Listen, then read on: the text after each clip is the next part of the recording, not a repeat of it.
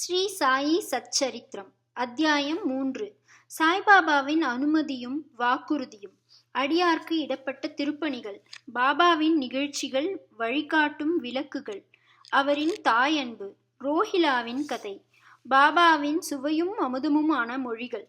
முந்தைய அத்தியாயத்தில் விளக்கப்பட்டபடி சாய்பாபா தனது பூரண சம்மதத்தை தெரிவித்து கூறியதாவது: சச்சரித்திரம் எழுதுவதை பற்றி நான் உம்முடன் முழுமையாக சம்மதிக்கிறேன்.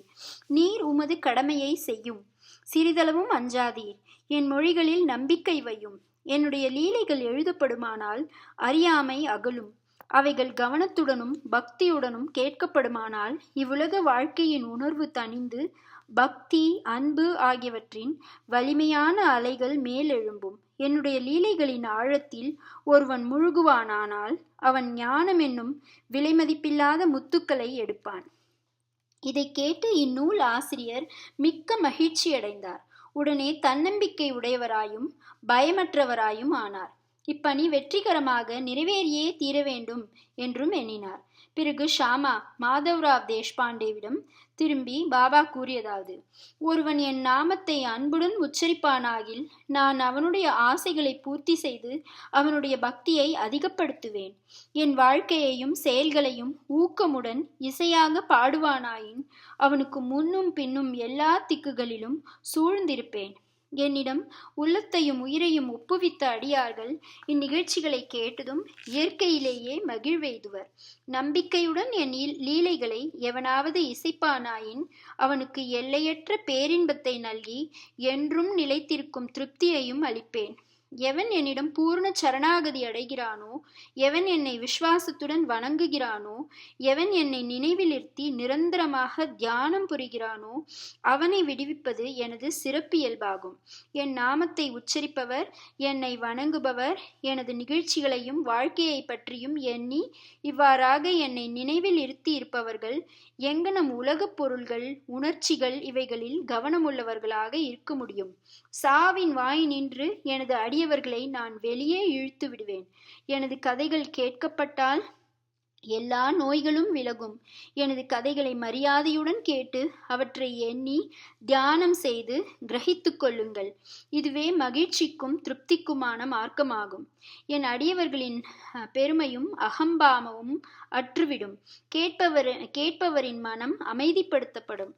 அன்றியும் அது இதயபூர்வமும் முழுமையுமான பக்தியாய் இருப்பின் அது மனம் உச்ச உணர்ச்சியுடன் ஒன்றாகிவிடும். சாயி சாயி என்று சாதாரணமாக ஞாபகமூட்டிக் கொள்வதே பேச்சில் கேட்பதில் உள்ள பாவங்களை தீர்க்கும். அடியவர்களுக்கு அளிக்கப்பட்ட பலதரப்பட்ட பணிகள். ஆண்டவர் வெவ்வேறு பணிகளை வெவ்வேறு அடியவர்களிடம் ஒப்புவிக்கிறார். சிலர் கோவில் மடம் கட்டுதல்களிலும், சிலர் புண்ணிய தீர்த்தங்களுக்கு படிக்கட்டுகள் அமைத்தலுமான பணிகளிலும் அளிக்கப்படுகிறார்கள். சிலர் ஆண்டவன் புகழை பாட்டுவிக்கப்படுகிறார்கள். சிலர் க்ஷேத்ராடன யாத்திரைக்கு அனுப்பப்படுகிறார்கள். ஆனாலும் எனக்கு சச்சரித்திரம் எழுதும் வேலை ஒதுக்கப்பட்டது. எல்லாம் சிறிது தெரிந்து ஒன்றும் முழுமையும் தெரியாதவனை போன்ற நான் இப்பணிக்கு கொஞ்சமும் தகுதியுடையவன் அல்லன். பின்னர் ஏன் அத்தகைய கடினமான வேலையை மேற்கொள்ள வேண்டும்? எவரே சாய்பாபாவின் உண்மை வரலாற்றை எடுத்து எம்ப முடியும்? சாய்பாபாவின் அருள் ஒன்று மட்டுமே இக்கடின வேலையை நிறைவேற்ற ஊக்கமளிக்க முடியும். எனவே நான் எனது பேனாவை கையில் எடுத்தபோது சாய்பாபா எனது அகங்காரத்தை அகற்றிவிட்டு அவரே தமது நிகழ்ச்சிகளை எல்லாம் வரையலானார். ஆதலின் இந்நிகழ்ச்சிகளை எல்லாம் விவரிப்பதன் பெருமை அவரையே அடைகிறது, என்னை அல்ல. பிறப்பில் மறையவனாக இருப்பினும் ஸ்ருதி ஸ்மிருதி என்ற 2 கண்கள், பார்வை அல்லது காட்சிகள் தேவையுள்ளவனாக இருந்தேன். எனவே சச்சரித்திரத்தை எழுதவே இயலாத நிலையில் இருந்தேன். ஆனாலும் ஆண்டவன் அருள் ஊமையை பேச வைக்கிறது, முடவனை மலையை கடக்கச் செய்கிறது. அவரின் விருப்பப்படி காரியங்களை செயற்படுத்தும் தந்திரத்தை அவர் ஒருவரே அறிவார். புல்லாங்குழலோ ஹார்மோனியமோ எங்கனும் ஒலி எழுப்பப்படுகிறது என்பதை அறியா. இது அவற்றை வாசிப்பவனையே சார்ந்தது. சந்திரகாந்தக்கல் கசிவதும் கடல் பொங்கி எழுவதும் சந்திரோதயம் காரணமாகவே, அவ்வவற்றின் தன்மையால் அல்ல. கலங்கரை விளக்கமாக பாபாவின் கதைகள். படகுக்காரர்கள் பாறைகள், அபாயங்கள் இவற்றிலிருந்து விலக்கி பத்திரமாக பயணம் செய்வதற்காக கடலின் பல்வேறு இடங்களில் கலங்கரை விளக்கம் கட்டப்படுகிறது. சம்சாரம் என்னும் சாகரத்தில் சாய்பாபாவின் கதைகள் அத்தகைய பயனை நல்குகின்றன. அவைகள் அமிர்தத்துக்கு சுவையூட்டுகின்றன. நமது உலக பாதையை மிருதுவாகவும் கடப்பதற்கு எளியதாகவும் ஆக்குகின்றன. ஞானிகளின் கதைகள் ஆசிர்வதிக்கப்பட்டவைகள். நமது செவிகளின் வழியாக உள்ளத்தினுள் புகும்போது ஷரீராபிமானம் அல்லது அகங்காரம், துவைத்த உணர்ச்சி மறைகின்றது. நம் உள்ளத்தில் அவைகள் தேக்கப்படுமானால் சந்தேகம் பறந்தோடும். சரீரத்தின் பெருமை உணர்ச்சி கீழே இறங்கும். ஏராளமாக விவேகம் சேகரிக்கப்படும். பாபாவின் தூய புகழை விவரிப்பதும் அதையே அன்புடன் கேட்பதும் அடியாரின் பாபங்களை அழிக்கும். கிருதயுகத்தின் ஆன்மீக பயிற்சியானது சமதமா, உள்ளம், உடல் இவற்றின் தனித்தன்மை. திரேதா யுகத்துக்கு தியாகம், துவாபர யுகத்துக்கு வழிபாடு, கலியுகத்துக்கு இறைவனின் புகழையும் நாமத்தையும் இசையாக பாடுவதும் ஆகும்.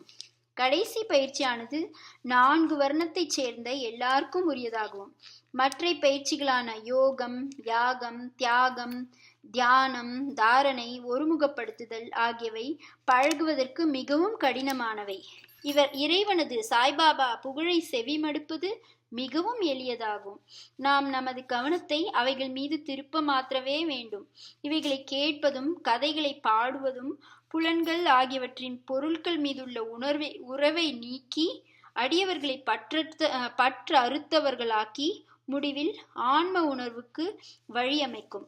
இக்குறிக்கோளையே கருதி கொண்டு சாய்பாபா சச்சரித்ராமிருதா என்னும் அவரது கதைகளை எழுதச் செய்தார் அல்லது உதவி செய்தார்.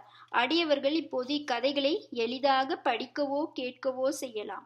அங்கனம் செய்யும்போது அவரை தியானம் செய்க. சாய்பாபாவின் தாய் அன்பு. தன் இளங்கன்றை பசு எங்கனம் நேசிக்கிறது என்பதை யாவரும் அறிவர். அதன் மடி எப்போதும் நிறைந்திருக்கிறது. கன்று பால் வேண்டி மடியை முட்டும்போது தடையின்றி பால் பெருக்கெடுக்கின்றது. அங்கனமே தாயாரும் தக்க தருணத்தில் தன் குழவியின் பசியை அறிந்து முளையமுது தந்து ஊட்டுகிறாள். குழந்தைக்கு ஆடை அழகுற அணிவிப்பதிலும் சிறப்புற சிங்காரிப்பதிலும் முக்கிய கவனம் செலுத்துகிறாள். குழவி எதவை பற்றியும் அறிவதும் இல்லை, கவலையுறுவதும் இல்லை. ஆயின் தன் குழந்தை நன்றாக உடை உடுத்தப்பட்டு அலங்கரிக்கப்பட்டிருப்பதை காண்ணுறும் தாயின் மகிழ்ச்சிக்கு ஒரு எல்லை இல்லை. தாய் அன்பு விசித்திரமானது, அசாதாரணமானது, பற்றில்லாதது, இணை இல்லாதது. தமது அடியவர்களிடம் சத்குருவும் இத்தகைய தாய் அன்பு காண்பிக்கிறார்கள்.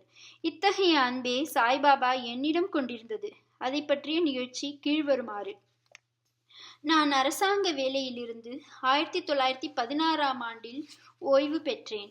கௌரவமாக என் குடும்பத்தை நடத்துவதற்கு எனக்கு தீர்மானித்து தரப்பட்ட பென்ஷன் போதவில்லை.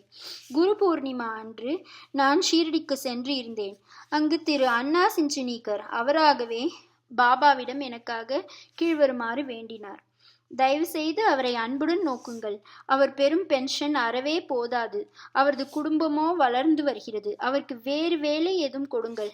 அவரது சிந்தா குலந்தனை தீர்த்து அவரை மகிழச் செய்யுங்கள் என் பாபா பதிலளித்தார். அவர் வேறு ஏதாவது வேலை பெறுவார். ஆயின் இப்போது அவர் எனக்கு பணி செய்து மகிழ்ச்சியாய் இருக்க வேண்டும். அவரது உணவு எப்போதும் நிறைந்திருக்கும், ஒருபோதும் காலியாயிராது. அவர் தமது கவனம் அனைத்தையும் என்பால் திருப்பி நாத்திகர்கள், மதப்பற்று அற்றவர்கள், கொடுமையாளர்கள் இவர்களின் கூட்டுறவை தவிர்த்து எல்லோரிடமும் பணிவாகவும் அடக்கமாகவும் இருந்து உள்ளத்தாலும் உயிராலும் என்னை வணங்க வேண்டும். இதை அவர் செய்வாராகில் அவர் எல்லையற்ற பேரின்பத்தை அடைவார். எவருடைய வழிபாடு உபதேசிக்கப்பட்டு இருக்கிறதோ அந்த நான் என்பது யார் என்னும் வினாவுக்கு சாய்பாபா என்பது யார் என்னும் குறிப்பில் முன்னமே இந்நூலில் குறிக்கப்பட்டிருக்கிறது. ரோஹிலாவின் கதை. எல்லோரையும் அரவணைக்கும் சாய்பாபாவின் அன்பை ரோஹிலாவின் கதை நமக்கு காட்டுகிறது. உயரமாகவும் வாட்டச்சாட்டமாகவும் காளையை போன்ற வலிமையுடையவனுமாகவும் உள்ள ரோஹிலா என்பவன் ஷீரடிக்கு வந்தான். நீண்ட கஃப்னி என்னும் உடை அணிந்திருந்தான். சாய்பாபாவிடம் உள்ள அன்பினால் அங்கு தங்கியிருந்தான். இரவும் பகலும் கல்மாவை, திருக்குரானின் பாடல்கள், சப்தமாகவும் குரூரமாகவும் ஒப்பித்து அல்லாஹு அக்பர், கடவுள் பெரியவர் என்று கத்துவான். ஷீரடியின் பெரும்பாலான மக்கள் பகலெல்லாம் தங்கள் வயலில் வேலை செய்துவிட்டு இரவு வீட்டிற்கு திரும்பும்போது ரோஹிலாவின் குரூர இரைச்சல்களாலும் கத்தல்களாலும் வரவேற்கப்படுவார்கள். அவர்கள் தூங்க முடியாமல் மிகுந்த தொல்லையும் அசௌகரியமும் அடைந்தனர். மௌனமாக இத்தொந்தரவை சில நாட்கள் பொறுத்திருந்து அவர்களால் இனிமேல் பட முடியாது இத்துயரம் என்னும் நிலை வந்தவுடன் பாபாவை அணுகி இதனை கவனித்து ரோஹிலாவின் தொந்தரவை நிறுத்தும்படியும் வேண்டிக் கொண்டனர். பாபா அவர்களின் வேண்டுதல்களை கவனிக்கவில்லை, மாறுபாடாக அவர்களை கடிந்தார். அவர்களை தங்கள் வேலைகளை கவனிக்கும்படியும் ரோஹிலாவை கவனிக்க வேண்டாம் என்றும் கூறினார். அவர் மேலும் ரோஹிலாவுக்கு சாந்திப்பி என்னும் மிகவும் கெடுதலான மனைவி ஒருத்தி இருக்கிறாள் என்றும் அவள் உள்ளே வர முயன்று ரோஹிலாவையும் தம்மையும் தொந்தரவு செய்வதாயும், ஆனால் ரோஹிலாவின் பிரார்த்தனைகளை கேட்டவுடன் அவள் உள்ளே நுழைய துணையவில்லை என்றும், அதலால் அவர்கள் மன அமைதியுடனும் மகிழ்ச்சியுடனும் இருக்கிறார்கள் என்றும் கூறினார். உண்மையில் ரோஹிலாவுக்கு ஒரு மனைவியும் கிடையாது. அவனுக்கு மனைவியாக பாபா குறிப்பிட்டது துர்புத்தி, அதாவது கெட்ட எண்ணங்களாகும். ஏனெனில் வேறெதை காட்டிலும் கடவுளிடம் வேண்டிக் கொள்வதிலும் முறையிட்டு பேரிரைச்சல்கள் செய்வதையும் பாபா விரும்பினார். அவர் ரோஹிலாவின் பக்கம் இருந்து ரோஹிலாவின் இரைச்சல்களையும் கூக்குரல்களையும் பொறுத்து கொள்ளுமாறும் அவை சீக்கிரம் மறைந்துவிடும் என்றும் கூறினார். பாபாவின் இனியதும் அமிர்தத்தினை ஒத்த வார்த்தைகளும். ஒரு நாள் மத்தியானம் ஆர்த்தி முடிந்த பிறகு அடியார்கள் தங்கள் இருப்பிடங்களுக்கு திரும்பிக் கொண்டிருந்தார்கள். அப்போது பாபா கீழ்கண்ட அழகான அறிவுரையை விடுத்தார். நீங்கள் எங்கு வேண்டுமானாலும் இருங்கள், என்ன வேண்டுமானாலும் செய்யுங்கள். ஆனால் இதை ஞாபகத்தில் வைத்துக் கொள்ளுங்கள், நீங்கள் செய்வது அனைத்தும் எனக்கு தெரியும். நானே அனைவருடைய அந்தரங்க ஆட்சியாளனாக ஹிருதயத்தில் அமர்ந்து இருக்கிறேன். இந்த உலகின் கண் அசையும் அசையற்ற சர்வ ஜீவராசிகளையும் நான் அரவணைக்கிறேன். இப்பிரபஞ்சம் என்னும் தோற்றத்தை நானே கட்டுப்படுத்துபவன், ஆட்டுவிப்பவன். எல்லா வர்க்கங்களின் மூல மாதா நானே. முக்குணங்களின் கூட்டுறவும் நானே.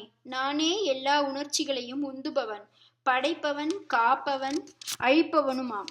என்பால் கவனத்தை திருப்புவனை எதுவும் துன்பம் விளைவிக்காது. ஆனால் மாயை என்னை மறந்தவனை ஆட்டி உழுக்கும். எல்லா பூச்சிகள், எறும்புகள், கண்ணுக்கு தென்படுபவை, அசையக்கூடிய அசைய முடியாத உலகமெல்லாம் என்னுடைய உடம்பு அல்லது உருவமாகும். இத்தகைய அழகான விலைமதிப்பற்ற மொழிகளை கேட்டு இனிமேல் என் குருவை தவிர வேறு யாருக்கும் நான் பணிவிடை செய்ய போவதில்லை என்று என் மனத்தில் நான் தீர்மானித்தேன். அண்ணா சிஞ்சனிக்கரிடம் பாபா விடுத்த பதில் உண்மையில் அது எனக்கானதாகும். அதாவது நான் ஒரு வேலை பெறுவேன் என்னும் எண்ணம் என் மனதில் சுழன்றது. நான் அங்கனம் நிகழுமா என்று எண்ணிக்கொண்டிருந்தேன். எதிர்கால நிகழ்ச்சிகளை கண்ணுறும்போது பாபாவின் வார்த்தைகள் உண்மையாயின. நான் ஒரு அரசாங்க உத்தியோகத்தை பெற்றேன். ஆனால் அது குறுகிய கால அளவுடையது. பிறகு நான் சுதந்திரம் அடைந்தேன். என் குரு சாய்பாபாவினுடைய சேவைக்கு என்னை பூரணமாக சமர்ப்பித்தேன். இவ்வத்தியாயத்தை முடிக்கும் முன்பாக பல்வேறு இடைஞ்சல்களான மடி, தூக்கம், மனது அலைதல், உணர்வுகளுடன் உறவு இவற்றை விட்டொழித்துவிட்டு தங்களுடைய முழுமையும் சிதைவுமற்ற கவனத்தை இந்த சாய்பாபாவின் கதைகளுக்கு அளிக்கும்படி இந்நூலை பயில்வோரிடம் நான் வேண்டிக் கொள்கிறேன். அவர்களது அன்பு இயற்கையானதாக இருக்கட்டும். பக்தியின் ரகசியத்தை அவர்கள் அறியட்டும். மற்ற பல சாதனைகள் புரிந்து கலைப்படைய வேண்டாம். ஒரு எளிய மருந்தை அவர்கள் பற்றட்டும். அதாவது சாய்பாபாவின் கதைகளை கேட்பது. இது அவர்களின் அறியாமையை அழித்து அவர்களுக்கு முக்தி நல்கும். ஒரு உலோபி பல்வேறு இடங்களில் தங்கினாலும் தன்னுடைய புதைக்கப்பட்ட செல்வத்திலேயே சதா சிந்தனை உள்ளவனாக இருப்பதை போல் சாய்பாபா நம் அனைவரின் உள்ளம் எனும் அரியாசனத்தில் வீற்றிருக்கட்டும். அடுத்த அத்தியாயத்தில் சாய்பாபாவின் ஷீரடி விஜயத்தை பற்றி கூறுகிறேன். ஸ்ரீ சாய்பாபாவை பணிக. அனைவருக்கும் சாந்தி உண்டாகட்டும்.